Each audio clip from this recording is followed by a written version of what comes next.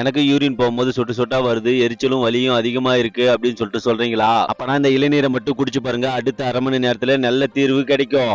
ஆமாங்க, இந்த சிறுநீரக எரிச்சல் வர்றதுக்கு முக்கிய காரணமே நம்ம உடம்புல ஏற்படுற வறட்சி தான். இந்த வெயில் காலத்துல நம்ம உடலுக்கு தேவையான அளவுக்கு தண்ணி குடிக்காம இருக்கிறதால நம்ம உடம்புல வறட்சி ஏற்பட்டு சிறுநீரக எரிச்சல் ஏற்படுது. குறிப்பா இந்த சிறுநீரக எரிச்சல் ஆண்களை விட பெண்களுக்கு தான் அதிகமா ஏற்படுது. இதுக்கு முதல்ல ஒரு இளநீரை பறிச்சு எடுத்துக்குங்க.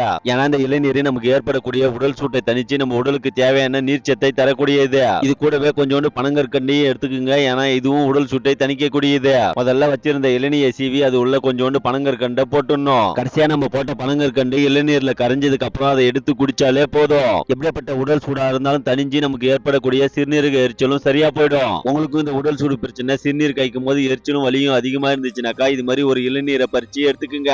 அதுல கொஞ்சோண்டு பனங்கற்கண்டை போட்டு கரைச்சி எடுத்து குடிச்சாலே போதும். அடுத்த 1/2 மணி நேரத்துல சிறுநீரக எரிச்சல் பிரச்சனை காணாம போயிடும். முக்கியமா ஆண்களை விட பெண்களுக்கு தான் இந்த ட்ரீட்மெண்ட் சூப்பராவே ஒர்க் அவுட் ஆகும். அதனால இதை ஒரு டைம் ட்ரை பண்ணிட்டு இதோட ரிசல்ட் எப்படி இருக்குதுன்னு சொல்லிட்டு மறக்காம கமெண்ட் பாக்ஸ்ல கமெண்ட் பண்ணுங்க.